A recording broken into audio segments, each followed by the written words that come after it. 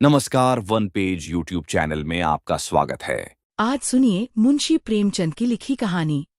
महाशय गुरुप्रसाद जी रसिक जीव हैं।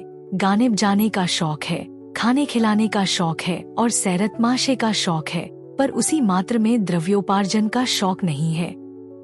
यूं वह किसी के मुहताज नहीं है, भले आदमियों की तरह है और है भी भले आदमी, मगर किसी काम में चिमट नहीं सकते।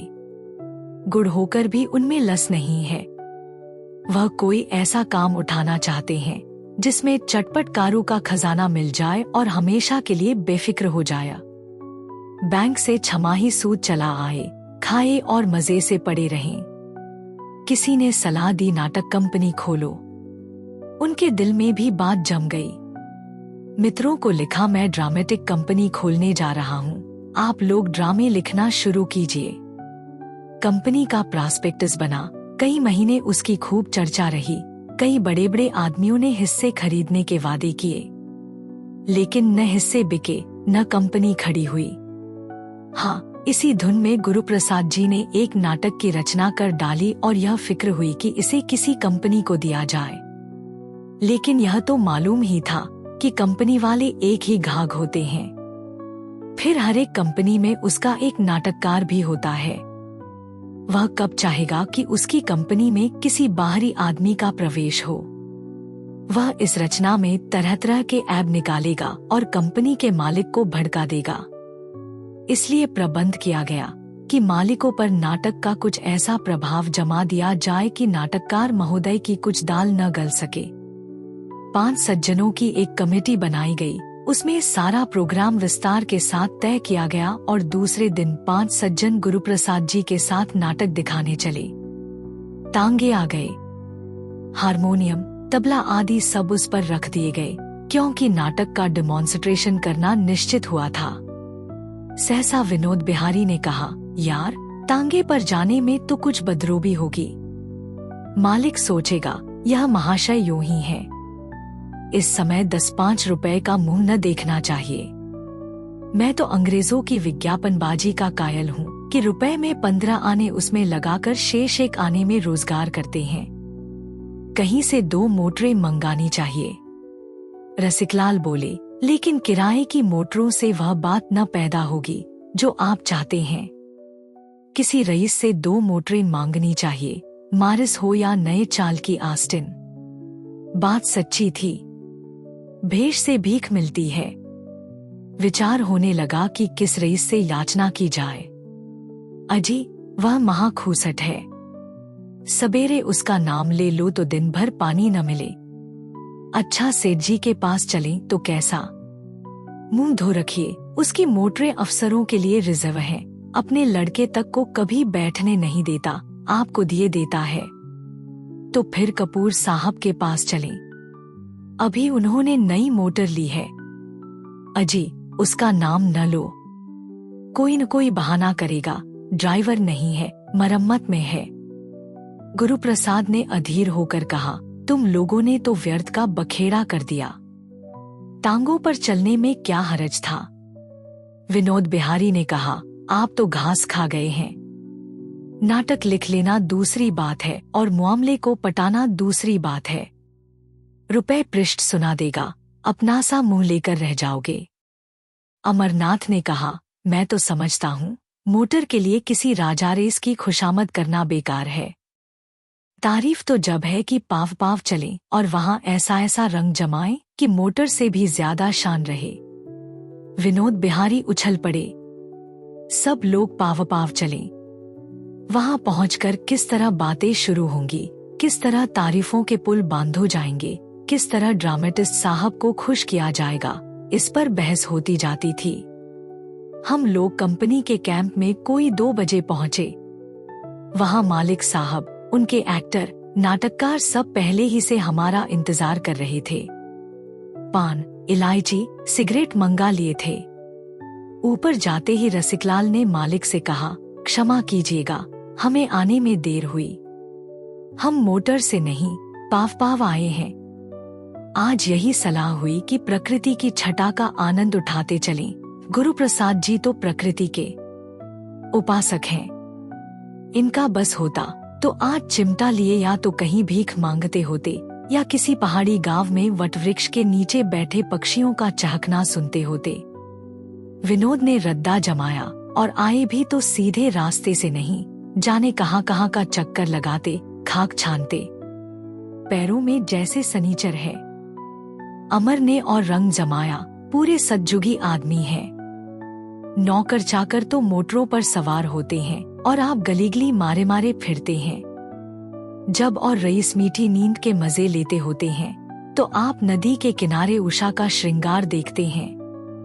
मस्तराम ने फरमाया क्वी होना, मानो दीन दुनिया से मुक्त हो जाना है। गुलाब की एक पंखड़ी लेकर उसमें न जाने क्या घंटों देखा करते हैं।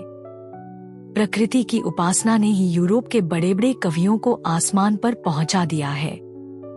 यूरोप में होते तो आज इनके द्वार पर हाथी झूमता होता। एक दिन एक बालक को रोते देखकर आप रोने लगे। पूछता हूँ भाई क्यों रोते हो, तो और रोते हैं। मुंह से आवाज नहीं निकलती। बड़ी मुश्किल से आवाज निकली। विनोद जनाब। कवि का हृदय कोमल भावों का एत है, मधुर संगीत का भंडार है, अनंत का आईना है। रसिक, क्या बात कही है आपने, अनंत का आईना है। वाह, कवि की सोबत में आप भी कुछ कवि हुए जा रहे हैं। गुरुप्रसाद ने नम्रता से कहा, मैं कवि नहीं हूँ और न मुझे कवि होने का दावा है। आप लोग मुझे जबरदस्ती कवि बनाए देते हैं। कवि स्रष्टा की वह अद्भुत रचना है जो पंचभूतों की जगह 9 रसों से बनती है। मस्तराम, आपका यही एक वाक्य है जिस पर सैकड़ों कविताएं न्योछावर हैं। सुनी आपने रसिकलाल जी, कवि की महिमा। याद कर लीजिए, रट डालिए। रसिकलाल, कहाँ तक याद करें भैया, यह तो सूक्तियों में बातें करते हैं। और नम्रता का यह हाल है कि अपने को कुछ समझते ही नहीं। महानता का यही लक्षण है। जिसने अपने को कुछ समझा वह गया। कंपनी के स्वामी से आप तो अब खुद ही सुनेंगे। इस ड्रामे में अपना हृदय निकाल कर रख दिया है। कवियों में जो एक प्रकार का अल्हड़पन होता है, उसकी आप में कहीं गंध भी नहीं। इस ड्रामे की सामग्री जमा करने के लिए आपने कुछ नहीं तो 1000 बड़े बड़े पोथों का अध्ययन किया होगा। वाजिद अली शाह को स्वार्थी इतिहास लेखकों ने कितना कलंकित किया है, आप लोग जानते ही हैं। उस लेख राशि को छांटकर उसमें से सत्य के तत्व खोज निकालना आप ही का काम था। विनोद, इसीलिए हम और आप दोनों कलकत्ता गए और वहां कोई 6 महीने मटियाबुर्ज की खाक छानते रहे। वाजिद अली शाह की हस्तलिखित एक पुस्तक की तलाश की। उसमें उन्होंने खुद अपनी जीवन चर्चा लिखी है। एक बुढ़िया की पूजा की गई, तब कहीं जाके 6 महीने में किताब मिली। अमरनाथ, पुस्तक नहीं रत्न है। मस्तराम, उस वक्त तो उसकी दशा कोयले की थी। गुरुप्रसाद जी ने उस पर मोहर लगाकर अशरफी बना दिया।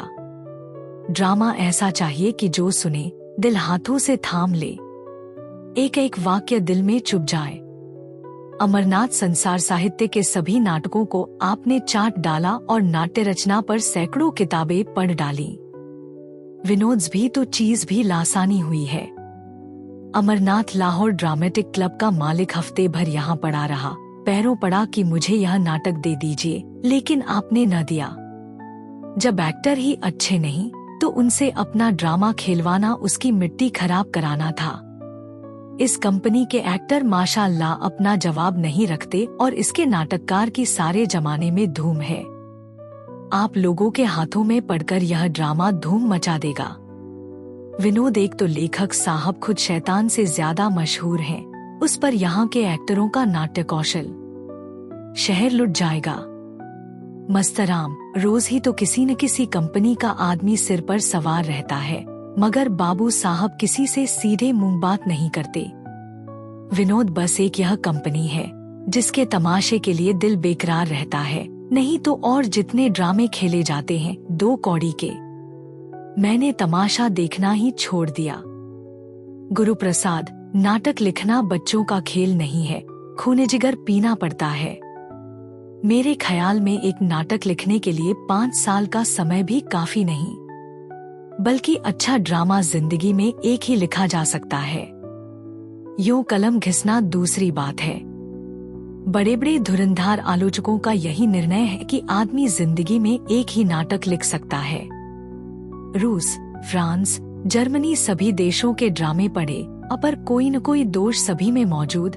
किसी में भाव है तो भाषा नहीं, भाषा है तो भाव नहीं, हास्य है तो गाना नहीं, गाना है तो हास्य नहीं।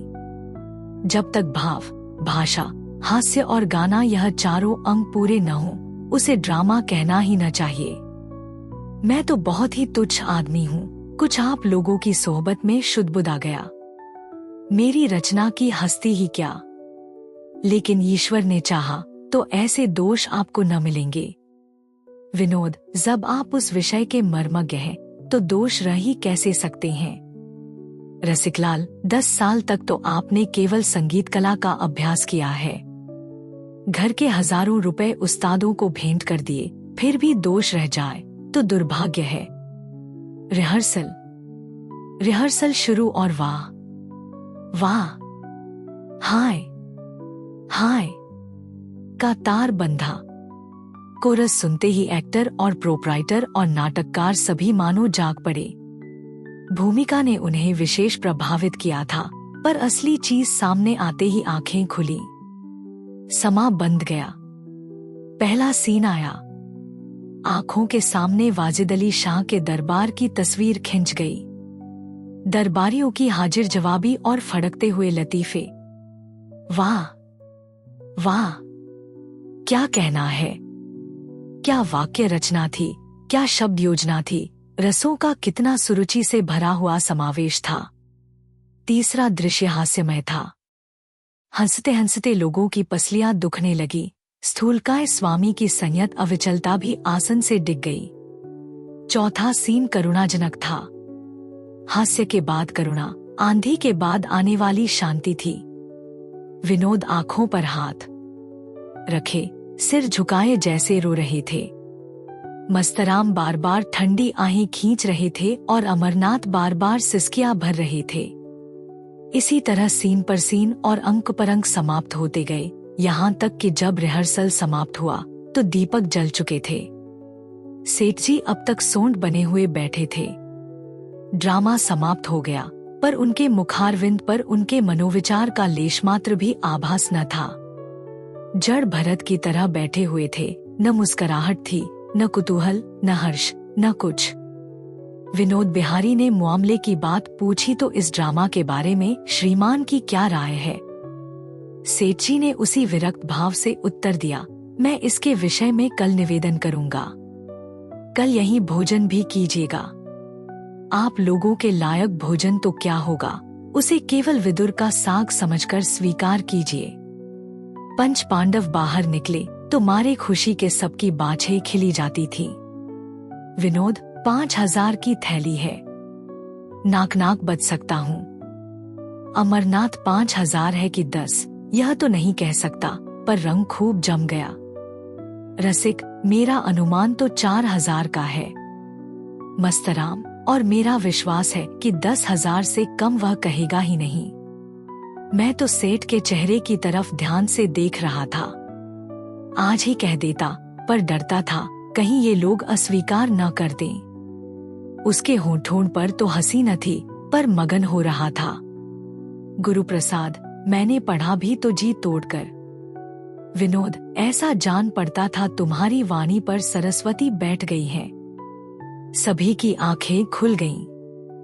रसिक, मुझे उसकी चुप्पी से जरा संदेह होता है। अमर, आपके संदेह का क्या कहना? आपको ईश्वर पर भी संदेह है। मस्तराम, ड्रामेटिस्ट भी बहुत खुश हो रहा था। 10-12 हजार का वारा न्यारा है। भाई, आज इस खुशी में एक दावत होनी चाहिए। टा गुरुप्रसाद, अरे तो कुछ बोहनी बट्टा तो हो जाए। मस्त जी नहीं, तब तो जलसा होगा। आज दावत होगी। विनोद, भाग्य के बली हो तुम गुरुप्रसाद। रसिक, मेरी राय है जरा उस ड्रामेटिस्ट को गांठ लिया जाए। उसका मौन मुझे भयभीत कर रहा है। मस्त, आप तो वाही हुए हैं। वह नाक रगड़ कर रह जाए तब भी यह सौदा होकर रहेगा। सेठ जी अब बचकर निकल नहीं सकते। विनोद, हम लोगों की भूमिका भी तो जोरदार थी। अमर, उसी ने तो रंग जमा दिया। अब कोई छोटी रकम कहने का उसे साहस न होगा। अभिनय। रात को गुरुप्रसाद के घर मित्रों की दावत हुई। दूसरे दिन कोई 6 बजे 5 आदमी सेठ जी के पास जा पहुंचे। संध्या का समय हवाखोरी का है। आज मोटर पर न आने के लिए बनाया बहाना था। सेठ जी आज बेहद खुश नजर आते थे। कल की वह मुहर्रमी सूरत अंतर्धान हो गई थी। बात बात पर चहकते थे, हंसते थे, जैसे लखनऊ का कोई रईस हो। दावत का सामान तैयार था। मेजों पर भोजन चुना जाने लगा। अंगूर, संतरे, केले, सूखे मेवे, कई किस्म की मिठाइयाँ, कई तरह के मुरब्बे, शराब आदि सजा दिए गए और यारों ने खूब मजे से दावत खाई। सेठ जी मेहमान नवाजी के पुतले बने हुए हर एक मेहमान के पास आकर पूछते, कुछ और मंगवाऊं? कुछ तो और लीजिए। आप लोगों के लायक भोजन यहाँ कहाँ बन सकता है। भोजन के उपरांत लोग बैठे तो मामले की बातचीत होने लगी। गुरुप्रसाद का हृदय आशा और भय से कांपने लगा। सेठ जी, हुजूर ने बहुत ही सुंदर नाटक लिखा है। क्या बात है। ड्रामेटिस्ट, यहाँ जनता अच्छे ड्रामों की कद्र नहीं करती, नहीं तो यह ड्रामा लाजवाब होता। सेठ जी, जनता कद्र नहीं करती न करे, हमें जनता की बिल्कुल परवाह नहीं है, रत्ती बराबर परवाह नहीं है। मैं इसकी तैयारी में 40,000 केवल बाबू साहब की खातिर से खर्च कर दूंगा। आपने इतनी मेहनत से एक चीज लिखी है तो मैं उसका प्रचार भी उतने ही हौसले से करूंगा। हमारे साहित्य के लिए क्या यह कुछ कम सौभाग्य की बात है कि आप जैसे महान पुरुष इस क्षेत्र में आ गए। यह कीर्ति हुजूर को अमर बना देगी। ड्रामेटिस्ट, मैंने तो ऐसा ड्रामा आज तक नहीं देखा। लिखता मैं भी हूँ और लोग भी लिखते हैं, लेकिन आपकी उड़ान को कोई क्या पहुँचेगा। कहीं कहीं तो आपने शेक्सपियर को भी मात कर दिया है। सेठ जी, तो जनाब, जो चीज दिल की उमंग से लिखी जाती है वह ऐसी ही अद्वितीय होती है। शेक्सपियर ने जो कुछ लिखा रुपए के लोभ से लिखा। हमारे दूसरे नाटककार भी धन ही के लिए लिखते हैं। उनमें वह बात कहाँ पैदा हो सकती है। गोसाई जी की रामायण क्यों अमर है? इसीलिए कि वह भक्ति और प्रेम से प्रेरित होकर लिखी गई है। सादी की गुलिस्तों और बोस्तों, होमर की रचनाएं इसीलिए स्थायी है कि उन कवियों ने दिल की उमंग से लिखा। जो उमंग से लिखता है वह एक एक शब्द, एक एक वाक्य, एक एक उक्ति पर महीनों खर्च कर देता है। धनिच्छु को तो एक काम जल्दी से समाप्त करके दूसरा काम शुरू करने की फिक्र होती है। ड्रामेटिस्ट, आप बिल्कुल सत्य कह रही हैं। हमारे साहित्य की अवनति केवल इसलिए हो रही है कि हम सब धन के लिए या नाम के लिए लिखते हैं। सेठ जी, सोचिए, आपने 10 साल केवल संगीत कला में खर्च कर दिए। लाखों रुपए कलावंतों और गायकों को दे डाले होंगे। कहां कहां से और कितने परिश्रम और खोज से इस नाटक की सामग्री एकत्र की। न जाने कितने राजों महाराजों को सुनाया। इस परिश्रम और लगन का पुरस्कार कौन दे सकता है? ड्रामेटिस्ट, मुमकिन ही नहीं। ऐसी रचनाओं के पुरस्कार की कल्पना करना ही उनका अनादर करना है। इनका पुरस्कार यदि कुछ है तो वह अपनी आत्मा का संतोष है। वह संतोष आपके एक एक शब्द से प्रकट होता है। सेठ जी, आपने बिल्कुल सत्य कहा कि ऐसी रचनाओं का पुरस्कार अपनी आत्मा का संतोष है। यश तो बहुधा ऐसी रचनाओं को मिल जाता है जो साहित्य के कलंक हैं। आपसे ड्रामा ले लीजिए और आज ही पार्ट भी तकसीम कर दीजिए। 3 महीने के अंदर इसे खेल डालना होगा। मेज पर ड्रामे की हस्तलिपि पड़ी हुई थी। ड्रामेटिस्ट ने उसे उठा लिया। गुरुप्रसाद ने दीन नेत्रों से विनोद की ओर देखा। विनोद ने अमर की ओर, अमर ने रसिक की ओर, पर शब्द किसी के मुंह से न निकला। सेठ जी ने मानो सभी के मुंहसी दिए हों।